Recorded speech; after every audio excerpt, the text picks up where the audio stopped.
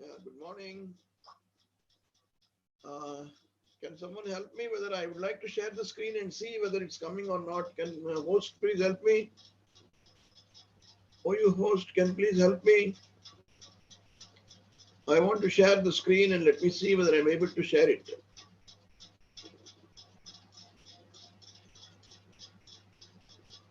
Are you able to see the screen, please? Hello?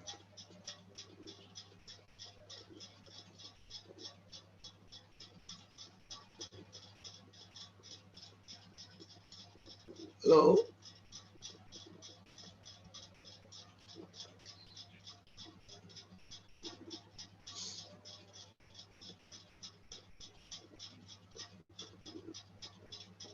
Yeah, okay, I think we are able to get it.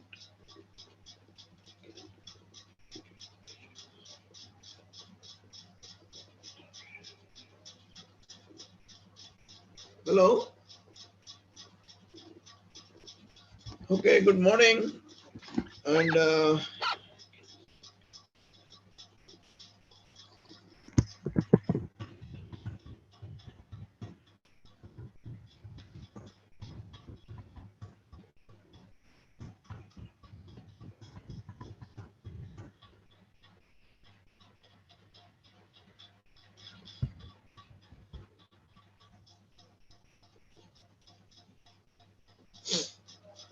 okay, today we will have a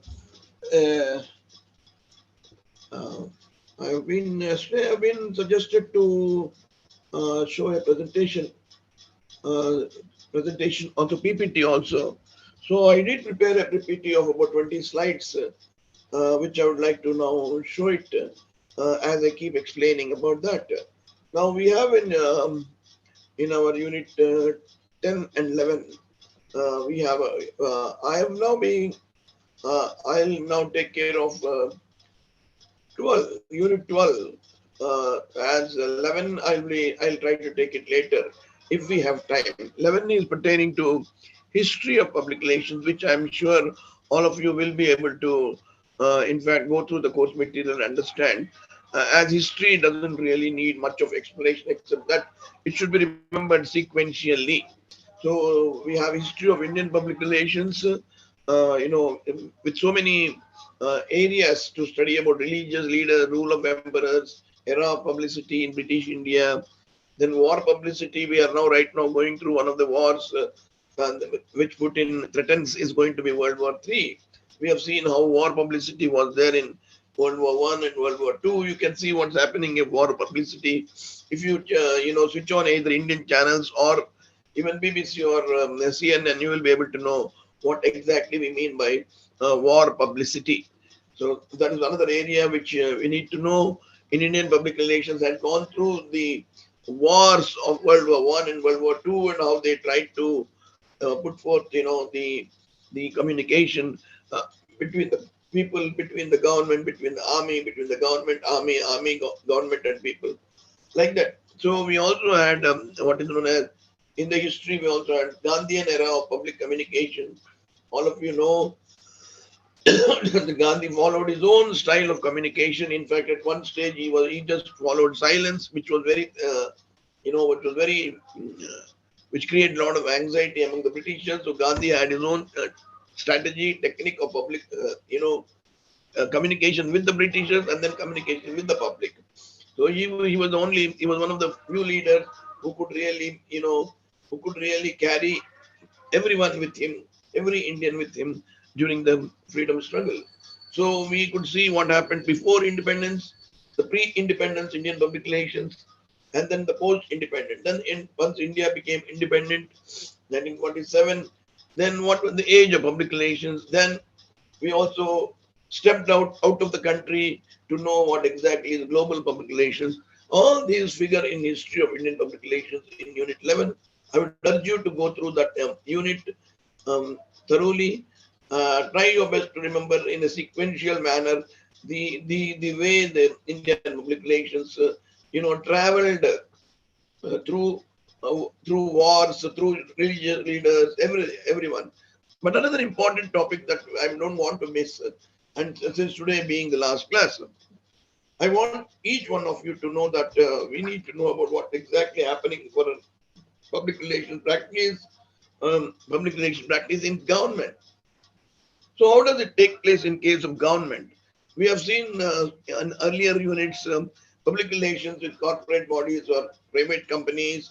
We discussed about PR department in an organization. We also discussed about PR agencies. That is fine.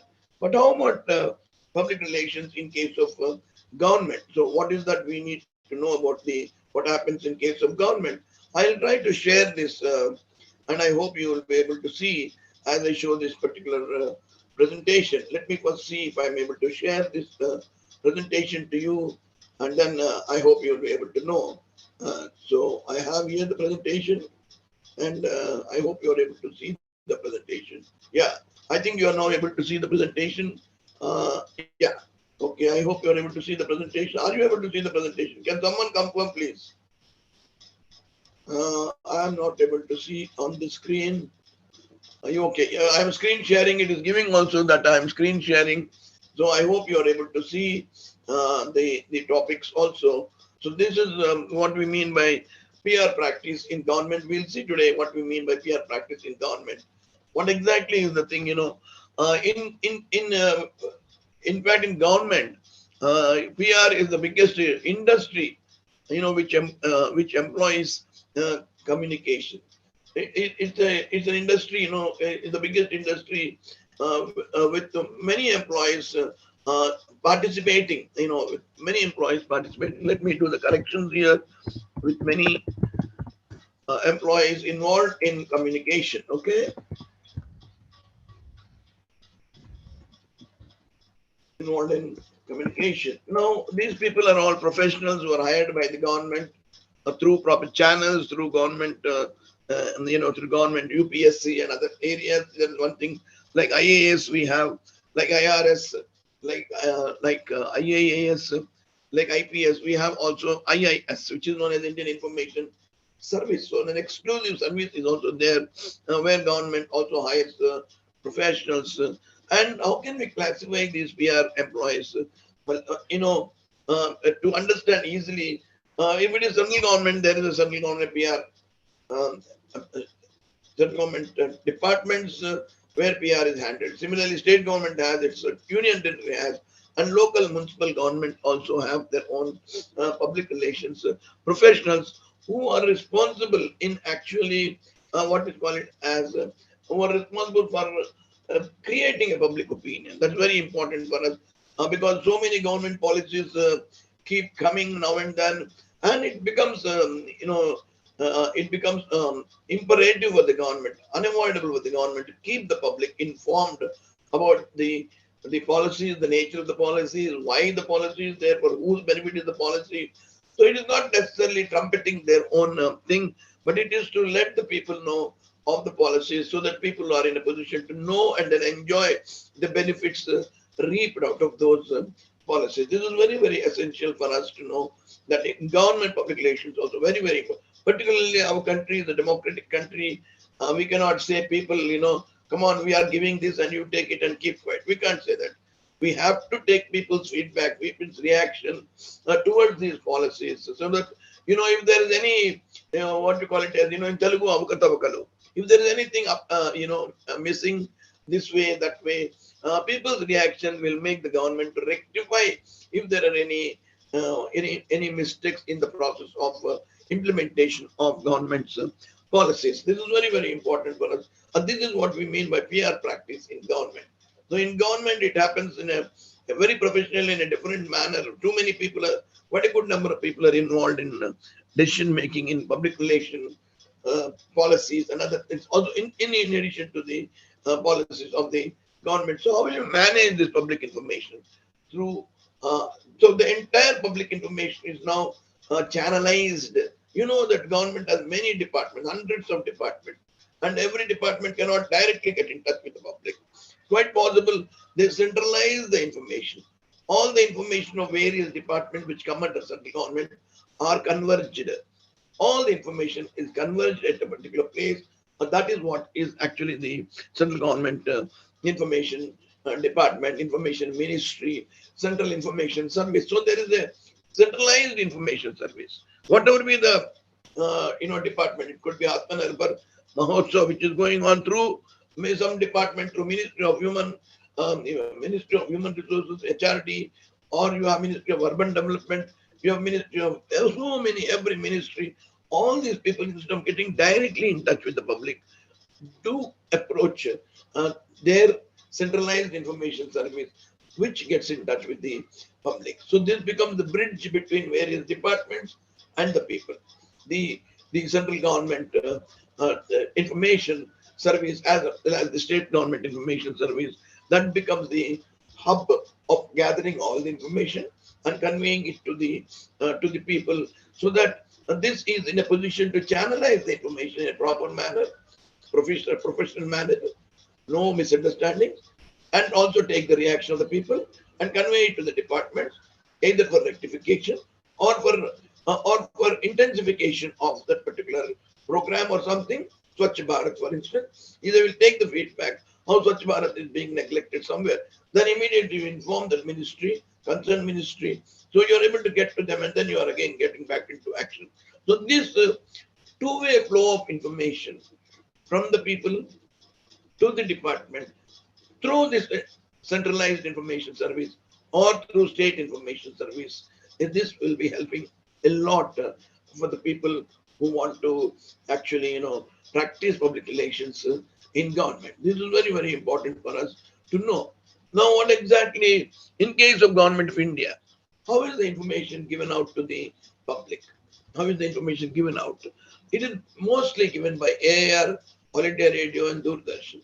Before privatization of television, of course, now privatization of radio, in the sense we have radio channels for entertainment, though we are really not having anything towards, like in TV, we don't have that private radio channels. But All India Radio has it's spread throughout the entire country. Almost 96 to 97% of the country is covered by All India Radio, and wherever the signals for Doordarshan also are there, they're still there.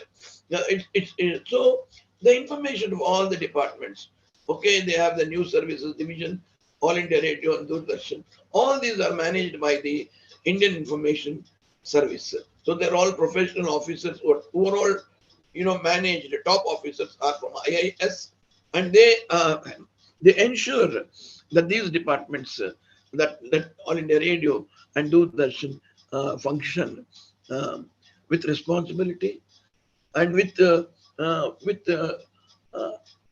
total support to whatever the government is doing, to the policy. At the same time, it also gathers free feedback from the public and gets back to their respective departments. This is very, very important area where public relations people in the government, uh, channelize whatever they want to communicate through these All India Radio, Doordarshan.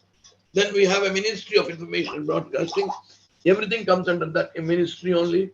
All of you know that in the Ministry of Information and Broadcasting is the one which comes under central government. We have it similarly in state government also, a ministry of there will be a minister of information minister, or we call them here as ministry of in central government we call them as information and broadcasting. That is because the AAR comes under central government, that comes under central government. So state government doesn't per se have its own channels, but yes, it has a regional channels which are again monitored by the central government. So you have this Ministry of Information. But let's talk about the central government and what is the idea of this ministry. Why is this ministry formed? What is their objective? What is that they do? So they are the people who give out the public information. Whatever the information they feel they should give on behalf of the government to the public is what they try to disseminate. This ministry is responsible for that. And not only that, it also takes care of the education program. Now that we have that new education policy, NEP, it has been intensified. Now, government has said we are going to have a digital university also. So this is something which, the ministry is able to help out. So anyone who's having digital access need not worry about course material or instructional material or electronic classes. Everything can be had at the click of a button. But this is what the Ministry of Information and Broadcasting does, not only simply giving public information, but helps in implementing the education policies of the government, education practices also, and entertainment through print, electronic media, and films. So this is what it can do, the ministry, and for that, the PR department, the PR. So this is all nothing but public relations. All this the way disseminating of information, education, entertainment also, all through electronic media and say films also. In case of say films department, we'll go through each department. It is consisting of so many departments. In case of PR department, so we'll see what are the media units of the ministry. So this ministry has again under it a broad classification. There are about seven or eight completely well organized uh, departments, sub departments, you can call them, or departments, or offices, or bureaus, and they take care of their respective area of specialization. So let us take, for instance, Press Information Bureau. So they have about nearly, they have about 1 minute. They have about 10, branches of the Ministry of Information and Broadcasting. The first four are Press Information Bureau, Bureau of Outreach and Communication, Publications Division, and Registrar of Newspapers for India, RNI. What do they do? How they go about their work? All these things we'll be able to see. Similarly, they have CBFC, Central Board of Film Certification. If a film has to be released either in OTT or in theater, you should know that it has to be certified by the Government of India, where there is a separate department called a CBFC, which takes care of that. Similarly, there is a Films Division, where it is responsible for producing documentaries or maybe even full feature films if necessary, uh, pertaining to how the government wants to bring information to the public through film also. So there is a directorate of film festivals. The government helps in organizing film festivals so that all creative people are also encouraged. And then there is one EMMW or EMMC, Electronic Media Monitoring Center. Then we have National Film Archives of India and New Media Wing. So we will try to discuss each one, very briefly, though. Please go through your course material. You have got a very exhaustive information. But for constraints of time, we will try to see what is the most important areas that these branches of the Ministry of Information and Broadcasting perform, and in the course of the public relations, and the that that connects the government and the public. So one is the most important one is Press Information Bureau. So all the news that is you see even in private in newspapers or government publications, all about government, normally it comes through Press Information Bureau. So if you have Hindu or Express, the Times of India or Hindustan Times, you will find that the news keeps coming from the government, either in the form of press release or in the form of mails, in the form of press conferences, but information keeps coming from the government. So it is this Press Information Bureau which connects the government and the media. And all of us know the media consists of newspapers, television, radio, all these things, for instance, the media. So the government and the media. So this Press Information Bureau is the bridge between government and media, and it also provides feedback to the government. We have given away to the media and what's published in the media, how people have responded to that. People have responded, if it is newspaper, through letters to the editor or through some articles or through some feedback. If it is television, through and interactive also. Nowadays, internet is also there through social media. So the Press Information Bureau takes care of this aspect of disseminating and as well as providing feedback to the government on people's reaction of its policies and programs as reflected in the media. But the most important thing is what is shown in the media is again brought back. So, and in the process, the Press Information Bureau also, in order to ensure that correct information is carried out by the media, it also helps press tools and study tools also. So the PIB. So suppose there is a news story on what the BARC does. BARC is Baba Atomic Research Center. Quite possible there may not be some truth thing. Also, the PIB can ask the media people, please come down. We'll take you around for a press tour.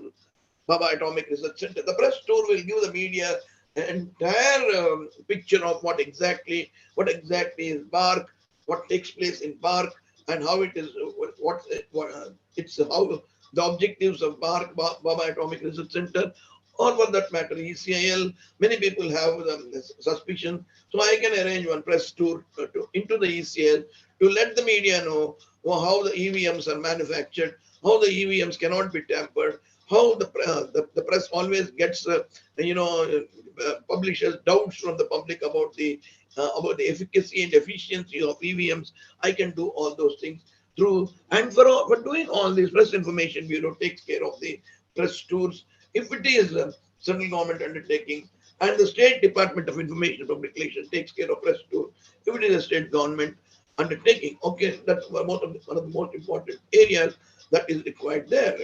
So we have another wing of information and Ministry of Information Broadcasting, that being the Bureau of Outreach and Communication.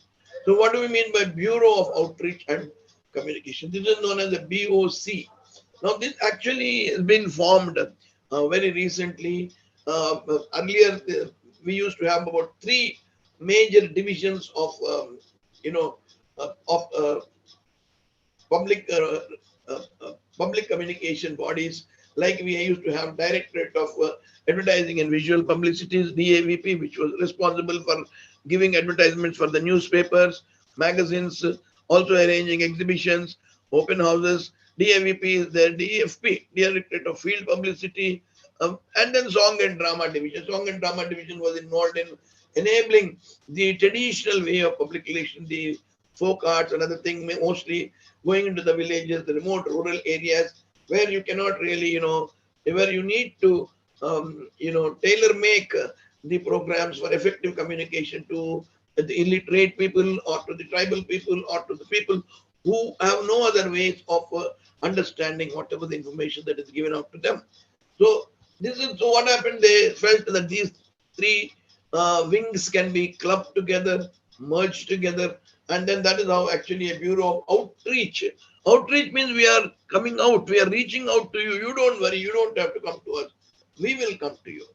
So that's what the government said. We will come to the village. We will come to the central banyan tree of a small village where we will give you the information that the public is actually looking forward to. So this is how the Bureau of Outreach and Communication can think of coming to the public. So the objective of merger is to have a synergy. Synergy means some kind of kinetism, dynamism, and integrated approach between these organizations. As you see here, advertising and visual publicity, field publicity, song and drama division. These both people are interdependent, are interrelated, are interconnected, and when they have an integration, when they come under one umbrella, they have more cohesion, they have more cooperation, they have more coordination. So that any program, it could be a poster, DAVP can release a poster, or it can release an advertisement in a newspaper, or DFP can release pamphlets or literature and then circulate it. And then Song and Drama Division can produce programs. And then when these three people integrate, it is the outcome would be far more professional. And that is one of the reasons why this was actually started as late as 2008 and other things. So please remember they have merged it, that's all, for administrative convenience also, and also for effective outcome of that. Then we have another, publications division. This is one of the areas where what we mean by publications division. As the name implies, lots of publications are brought out by the government, and they are very throwaway prices. So employment news, you get employment news for 5 rupees. Nowadays, the newspaper is around 7 rupees to 12 rupees, depending on the day also. But publication, division publishes and sells books and journals at subsidized prices. Even 20 rupees, 30 rupees, you are able to get a book, a good bulky book also, or maybe 100 rupees in place of the books that you get in private sector, which is around hundreds. which is around which comes into hundreds of rupees. The publication division uh, gives out the brings out the journals on regular basis and keeps the public informed. All the publications are available in all the government colleges, libraries of all the government organizations. Wherever there is a library in any government organization all over the country, you will find a publication of the publication division, which is normally given out free to the, in case of government, is given out free, or even the departments also subscribe to them. They're very nominal rates. So you go to Arts College Library, which is a university library, a government Usmania University Arts College Library, you will find employment news, which is there in the library, which is circulated among the people to know the vacancies and other things also. So the publication division brings out about 21 journals on issues of national importance and social purposefulness in different languages also. So it doesn't mean only in English it brings out English, Hindi, and all the vernaculars of the respective states also. So it brings out, it's a very big exercise they do. They bring out, uh, they produce publications on large scale, and they publish it in thousands, and then they also circulate it to the rest of the country, to the respective states in their respective languages, in addition to English and Hindi. So, what are those some of the publications which you might have known, or if you are not known, try to go and see to any library if you go, or even if you go to any bookstall, you can ask them for this publication known as Yojana, Kurukshetra, Employment News, Ajkal. These are all actually publications brought down by the publication division of the Ministry of Information and Broadcasting. So these publication division has its own office, editorial office. They take care of the entire publication. They take care of the proofreading, editing, producing the designing the cover, producing the publication, and then also circulating them. So all of us know Employment News is a very important weekly journal which is published in English, Hindi, and Urdu, and it tells about the job opportunities both in central as well as state government and public sector undertaking. So many of the unemployed people do buy Employment News. They do apply for that, and then they they, they benefit out of this particular publication from the publication division. So this is how it actually happens. And then we have another thing known as the Register of Newspapers for India, which is actually keeps a tab on what exactly is happening in the country with regard to the publication of various newspapers. We know we have lots of newspapers in our country, running into thousands of newspapers, medium, small, and large. And all these newspapers have to compulsorily register themselves. They have to get a registration number from the RNI. So RNI is a part of Ministry of Information, and as per government mandate, you are supposed to, it is mandatory on the part of the newspaper to register in the year. And then every year, RNI gives out details of how many newspapers are registered, how many are there during the year, total number of newspapers, their circulation, everything it gives. So it has certain functions also.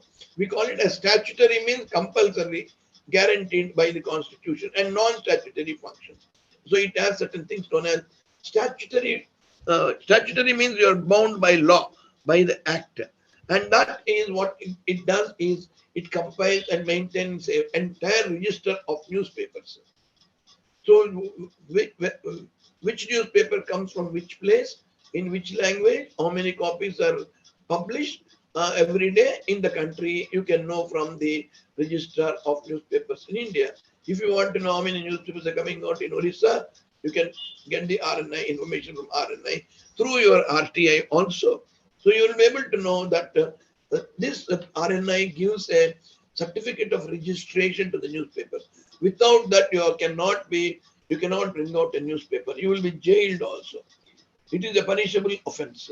Issue of certificate of registration to the newspaper published under valid declaration, because you have to give some kind of a declaration, a kind of an oath that you will not publish anything inflammatory, anything inciting, anything against the constitution, anything leading towards sedition, and all those things are, for instance, they're bound by the rules. So you are given a set of rules under which you will sign that you will abide by these rules.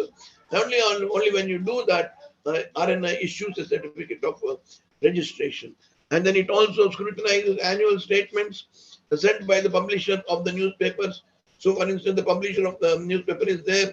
He will send an annual statement, and it does the scrutiny of that. It does the analysis also, and also under there is one act known as PRBA, Press Registration of Books Act, as well as Press Regulation Act also is there, where all the here, for instance, in the case of this one, Press and Registration Books of Act, it contains all information about circulation, ownership, etc.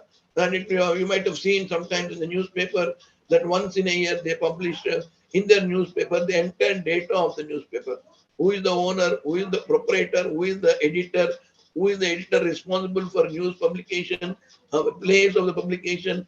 Everything is given there in that particular self-imposed advertisement on part of the publication. So this is also a part of what the statutory duty of what you call it as the RNI. Other important thing is you should also be so if you want to start a newspaper, you have to give the titles of what is the name of the newspaper you want to bring out, and then you should take the permission from the concerned collector or district magistrate, who will give you the clearance again in coordination with the police department. So you cannot just put any name as you like, because some names may clash. Just as how when you open your email account, you are asked to change. Like that only here also, you are asked to, you can give a choice of 3 or 4 names, out of which they may approve. But if all the 4 are not approvable, they will ask you to publish a new, to give out a new set of names. This is what it happens in case of register of this. So these are all statutory. These are all bound by rule. You can't say I don't want to give. You cannot do that. You can't bring out the newspapers. And then you are also bound by the provisions of the press. And then there is one act, actually 121, Registration of Books Act under the, and then you also have section 19F of the bill, where circulation claims you cannot give wrong figures. That suppose you have a newspaper is printing only 10,000 copies, but you cannot give, oh, it's printing lakhs of copies. You cannot give the wrong figures, because you are subject to audit. There is one audit known as Audit Bureau of Circulation, ABC. They audit your number of copies printed per day. They can conduct a visit also without even without information. They can come and check the press and then see how many copies. So now mainly, and of course now print media is slowly receding. Maybe the importance. It doesn't mean that you are not going to bound by the rule. Okay, this is very verification. All these things do happen in case of what you call it as the. Then you also have, in addition to statutory function, you also have non-statutory function. You're not bound by that, but you are also given some guidelines. Then you are also given eligibility certificate to enable them to import newsprint and to procure indigenous. So your newsprint, there is one non-statutory functions of this is that your newsprint, there is a policy for that, and the government decides how much newsprint to be given to you on the basis of the circulation or on those things. Okay, that is one important thing. Last second, 11 o'clock, I am in the class. Thank you. So we have to have this kind of a situation where you are in a position to import newsprint, and then you are given importing of newsprint. Again, there they have their own policy. Whether you're a big newspaper, medium newspaper, small newspaper, all these things are taken into consideration in this non-statutory function of the RNI. And then you should also be able to assess actual requirement of newspaper to import printing, because you should know the newsprint is mostly imported from Netherlands, Canada, and some other countries. As we ourselves produce very little, our demand for newsprint is very far higher than our supply in our country, as a result of which we have to import a lot. And when we import, the import duty and other things are there, but then the government has a lenient view because we are a democratic country, because we want to spread information. So we want to do those things like importing machinery or materials like newsprint or most of these, high-end sophisticated state-of-the-art machines are procured, are imported, and for that the government has some non-statutory functions. And so another important body after RNI is a very important one, Central Board of Film Certification. I'm sure all of you might have seen movies on OTT or in theaters, and the first thing that you see is the certificate displayed, which tells you about how many reels or how much is the time. Right? It tells you about 120 minutes or 150 minutes or 140 minutes is the length of the film, and any film, whether it's which may create a controversy later, but it's a different issue. But films are certified. No one can show a film through any media, without the certification of this Central Board of Film Certification. Let us not talk about YouTube and other things, Instagram, YouTube, Facebook, Skype. All these things are now out of the purview of the government, and that is one of the reasons why social media has its own significance. It has more demerits than merits also.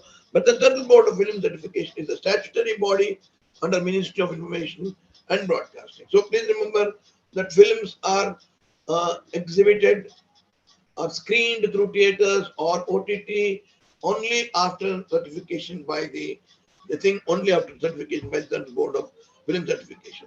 So they are very liberal.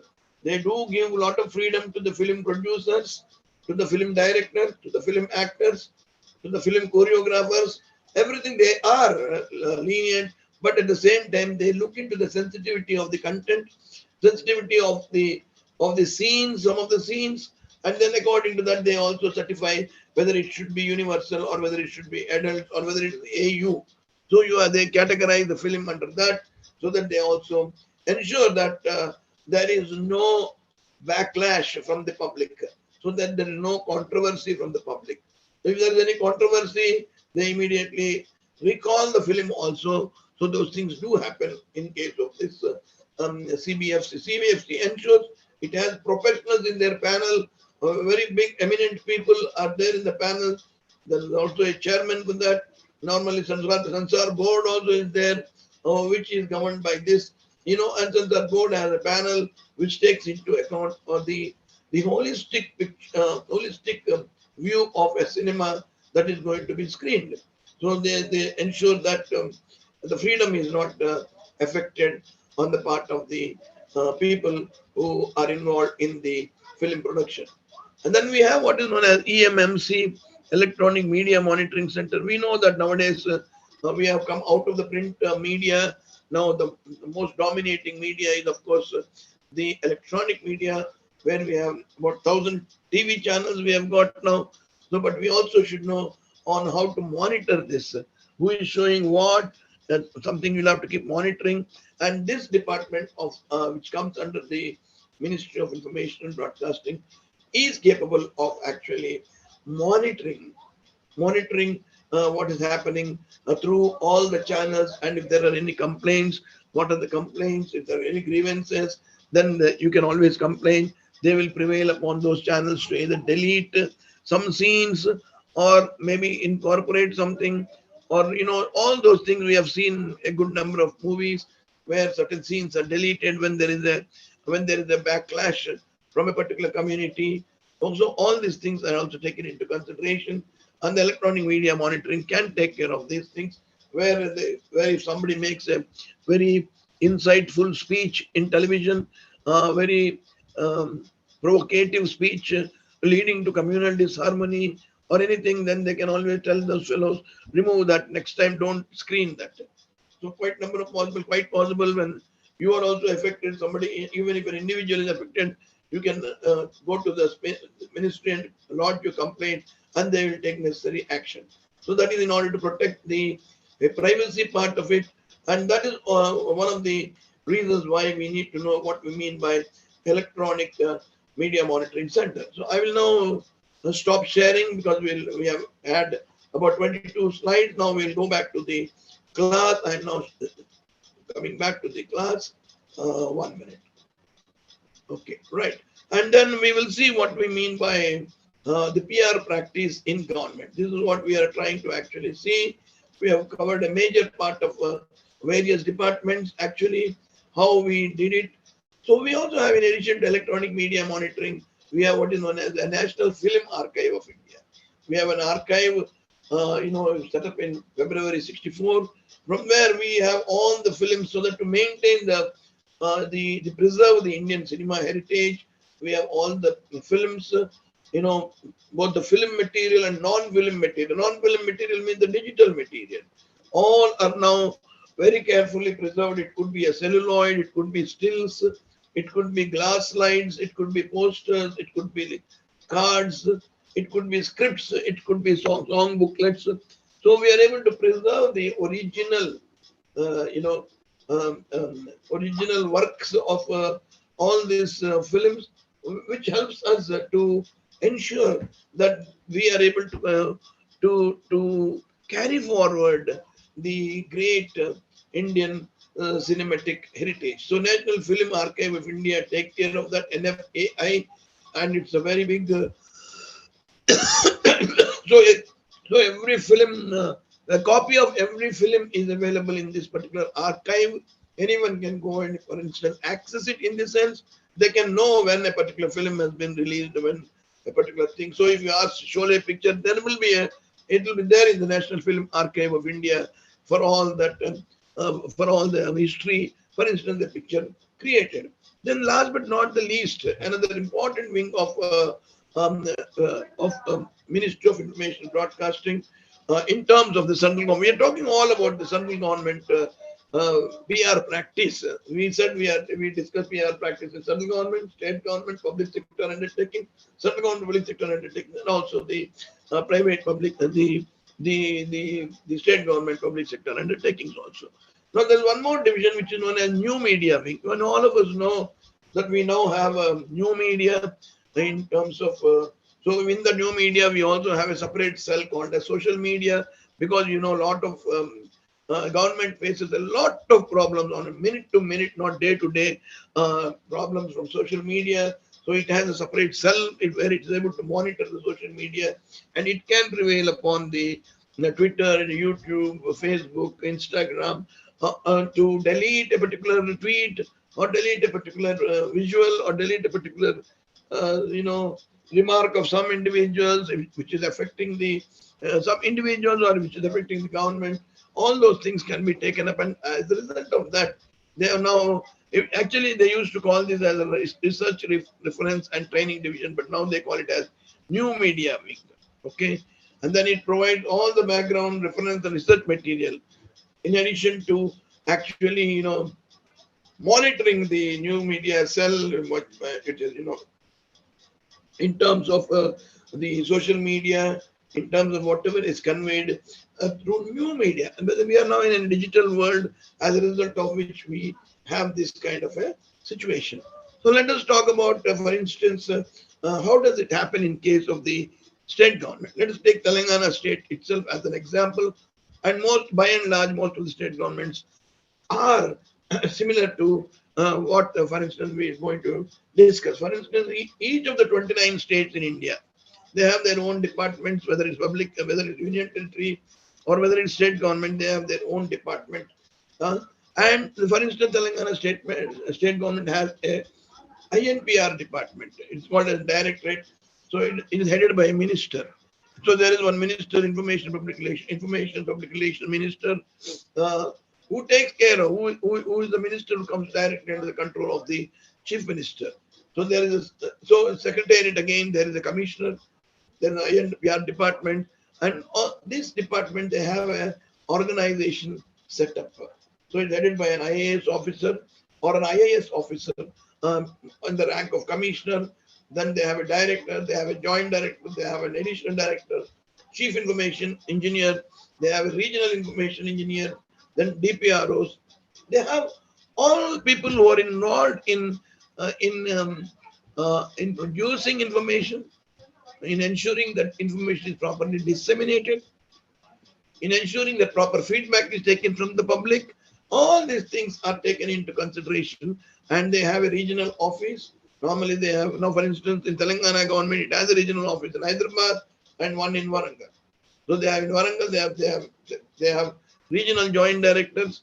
there are DPROs, district public relation officers. So for each district there is a public relation officer.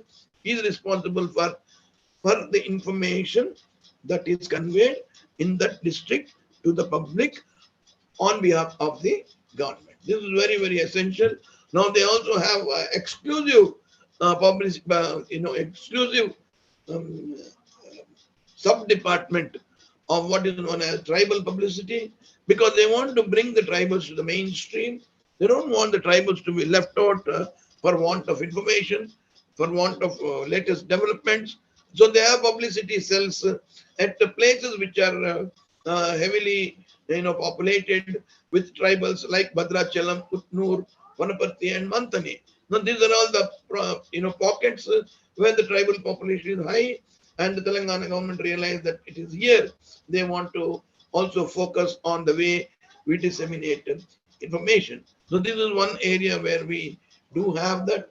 And what are their functions? Almost similar to what we so far discussed in central government.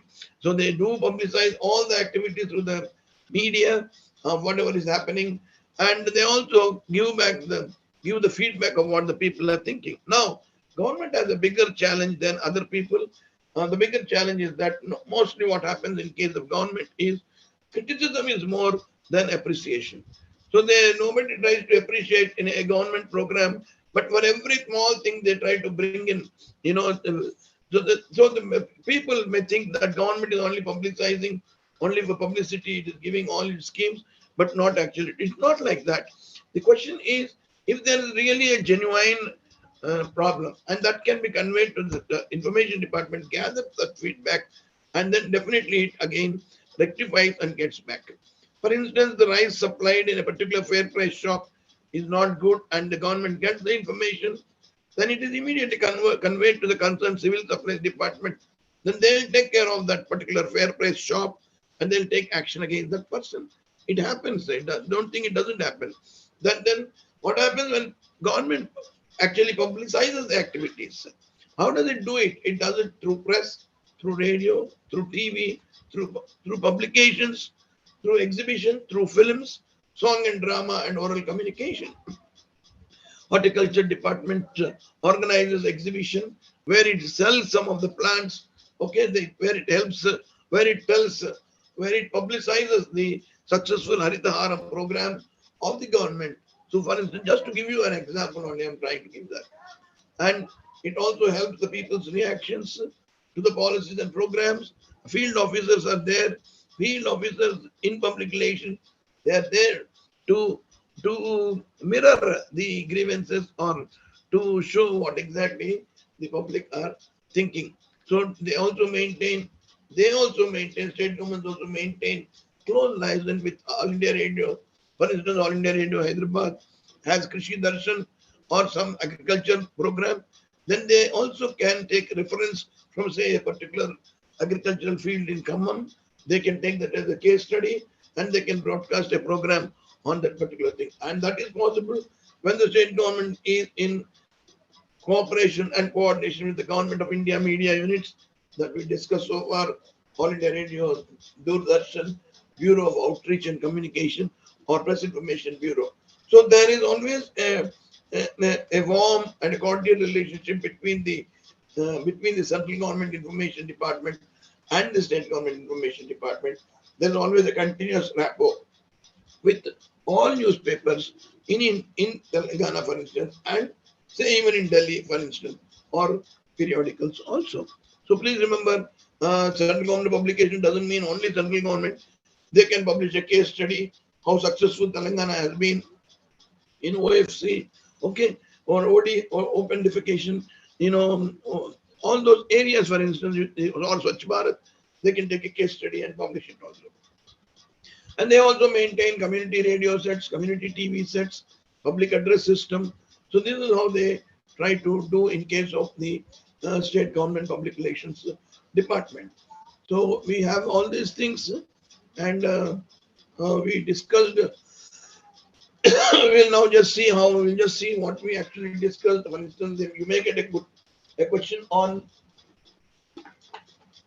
the government information services. What do you mean by government information services? both the state information service as well as the central information Indian information service. Where what then they may ask what are the media units under Ministry of INB. You should name those 10 bodies that we have discussed so far.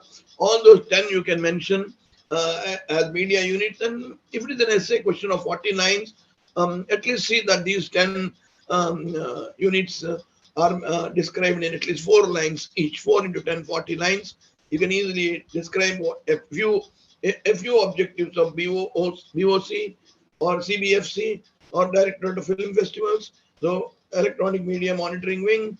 Four lines of each one. You can nicely write a very good essay answer if it comes as essay answer, or if it is short answer also 20 lines. You can write 2 lines of each department, so that each unit of this particular thing. And then what exactly are the different methods PIB can do it? How does it contact the public? It contacts through AIR, through Doordarshan, of course, now through they have their own social media wing also. So all those things you can also mention, and not only what is in the textbook, but you should also be able to, you should also be able to keep abreast of the latest things that government is coming up with. See, earlier days, government used to take its time to catch up with the changes, but now, since 2000, 10 onwards, the government is also very, very dynamic. It is also very fast. It is able to catch up with the speed of the people. The people are also grown. They've become modern. They have become very, uh, you know, impatient. They want information very quickly. So the government also has risen to the occasion. The government has also modernized its departments. The government has also computerized its department. The government has also got its own social media access to everyone. The government has also come up with the Facebook pages of the respective department. The government has its own press completely available in the social media also. So the Prime Minister has a Twitter account. So he is very popular. He's one of the top most, he's the most popular leader in the world itself when it comes to Twitter presence of the PMO. So please remember that all these things are possible when the government is in a position to catch up with the changing trends. And all these things may not be there in your textbook, which has been maybe which may be carrying the syllabus of the last a few years. But then you should also be in a position to write a few lines whenever you're asked a question. Don't expect questions only always from the syllabus, but even if they are from the syllabus, also try to write what is there in the latest, what is really happening, and how is that possible for you when it is not available in the textbooks. So one of the best suggestions I can make to each one of you is to read newspapers. The newspapers will always tell you of what's happening in the government, including the media department, including the NPR department, including the information and broadcasting. Even day-to-day basis, you are able to know what exactly is happening in the government and through media. So always be in touch with newspapers. Newspapers give you the most authentic information. As I told you, more than social media, we are always tempted to access social media, or maybe the e-version also. E-version is also okay. I'm not saying newspaper mean the printed sheet, but do read newspapers. Do visit the Press Information Bureau website, or do visit the state government websites also, in addition to the private newspapers, so that you can always know, compare the information of how the newspaper is printing and how the information is given out by the government. But take it for granted and make it sure. One thing is guaranteed is that normally authentic information comes out of the government thing. Though you may say no, government is only publicizing, वो पूरा अपने आप कुछ ना कुछ पूरा publicity दे रहे, propaganda कर रहे, not necessarily. But what the information that government gives is normally corroborated with facts, figures, graphs, charts. So it has its own mechanism where it is able to prove, because tomorrow, even if the government is dragged to the court of law, it is able to do that. So please remember that it is able to have that kind of a thing. So we should know how the government tackles, like what is the registrar of newspapers in India. There are about 8,400 newspapers. How it's able to tackle all this information coming from this. So what is the main objective of this? So we have some of the model questions like elucidate or elaborate the role of different media units. We have studied that in this unit today, and explain the functions of government public relations and explain its relation to a developing country like India. So how it actually plays an important role, how it removes misunderstanding between people and the government, or how it also enables the government to understand the public correctly. That is also there. So that's the reason why government makes a sincere attempt to get the feedback of the public. Government may not act on the basis of the feedback, but government makes a note of that. It may act at the right time, and when it really is convinced that what has been conveyed to the government in the form of feedback is valid, is justifiable, then the government definitely makes amends without any political connotations to it. So many times people do have misapprehensions of government, whatever with the government. So if anyone talks good about government, they will immediately, brush them and then dub them as chamcha of government. It is not necessarily like that. It is not like that. It is, when you want to call a fact, there's nothing wrong in appreciating the government also. This is very, very important for us. Like, for instance, I go to a government hospital and I find the services are very good, on par with the corporate hospitals. Then what is wrong in my appreciating, and the government gets this in the form of feedback, and the government tries to continue that program like that. Like, for instance, you have a Usmania dental hospital. If you go to Usmania dental hospital, there is an exclusive division for employees, for instance, pensioners, and they are terribly happy with the services that is rendered on par, or sometimes they feel that the professionals there are better than even in the private sector. So, something good spoken about government is not bad. Please remember that also. So that feedback also motivates the government to continue its process, its programs and its policies, its schemes. Whether it is KTR kit, or whether it is the pregnant lady delivering a boy child and a girl child, and how much money they give, this, that, and then drop them back at home. Some of the things, good things, all good things can also be propagated, can also be explained in the form of feedback. Also, at the same time, if there is any shortcomings on the part of this, somebody has not received, Shadi Mubarak, he can complain through the concerned office, and then they can get it back also. So these are all the things that we have to keep in mind when you're asked. So dissemination means distribution, propagation, spreading, diffusion of information, pushing the information. In glossary, we have some words, and then initiative. Always remember government initiatives. Government is something, the program is government taken up, even without sometimes people asking also. Like many plans, many proposals, schemes, ideas, projects, you might not have asked flyover here, but on the basis of the traffic and the inputs from the police department, the government decided to have a flyover. Now we have Hyderabad city is the city of flyovers, skywalks. Now we have all kinds of modern way of transportation. So these are all initiatives. Then we have accreditation. What do you mean by accreditation? So when a journalist is given accreditation, when there is an official approval, official recognition, authorization, certification. So RNI gives accreditation. Say, for instance, the newspaper, it is giving a recognition. So freelance, who is a freelance journalist? When you are a self-employed, you don't work for a newspaper, but you can supply news to them, and they will pay you according to the quantum of news that you have given, or perhaps according to the number of words, or number of lines, or number of paragraphs, or number of columns.